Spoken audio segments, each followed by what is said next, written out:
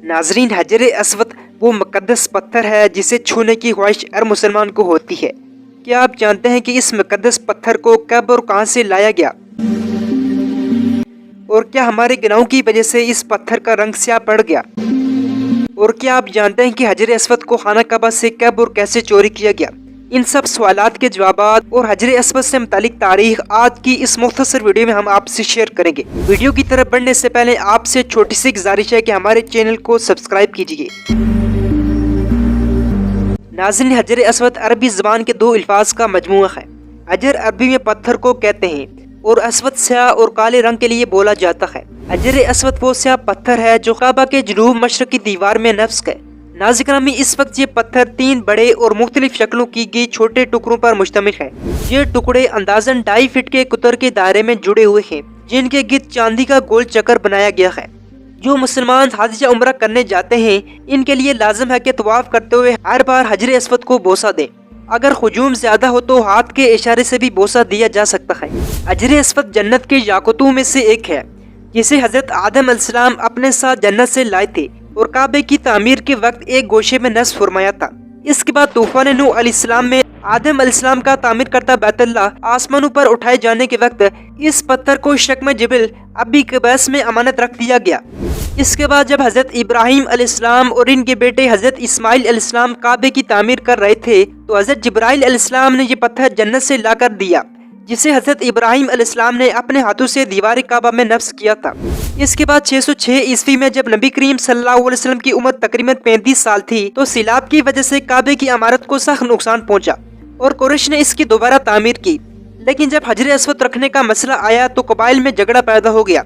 हर कबीले की ये ख्वाहिश थी कि ये सादत इसे नसीब हो। नबी करीम सल्लल्लाहु अलैहि वसल्लम ने इस झगड़े को तय करने के लिए ये तरीका अख्तियार किया कि हजर अस्वद को एक चादर में रखा और तमाम सरदाराने कबाइल से कहा वो चादर के कोने पकड़कर उठाएं।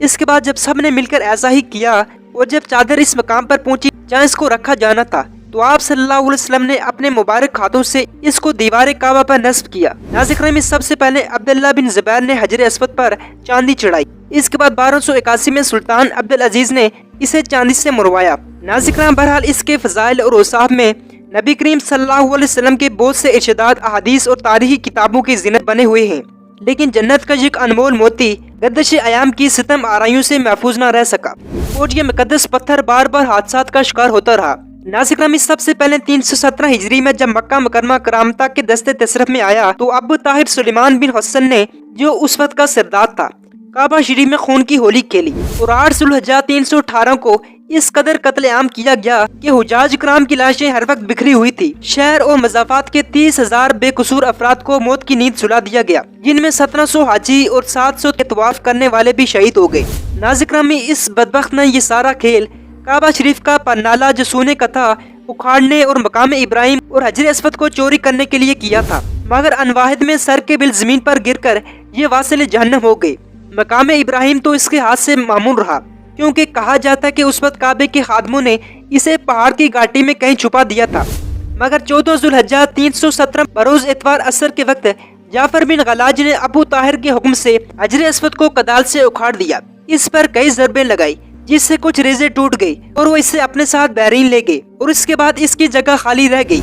नाज़रीन, इसके बाद तकरीबन 22 साल का तवील जमाना गुजर जाने के बाद बहरीन के शहर हिजर से 10 ज़ुल्हिज्जा 339 को ये मुबारक पत्थर वापस हुआ और इसकी वापसी भी मौजज़ाना थी। करामतियों से बार बार वापसी का मुताला जब जोर पकड़ने लगा, तो उन्होंने ये इतराज पेश किया, वो पत्थर तो दूसरे पत्थरों में मिल जुल गया है, इनमें से इसे अलग करना हमारे बस का रोग नहीं। अगर तुम्हारे पास इसकी कोई अलामत है तो तलाश कर लो। इसके बाद उलमा कराम से मशवरा किया गया, तो उन्होंने इरशाद फरमाया, इन सब पत्थरों को आग में डाल दिया जाए।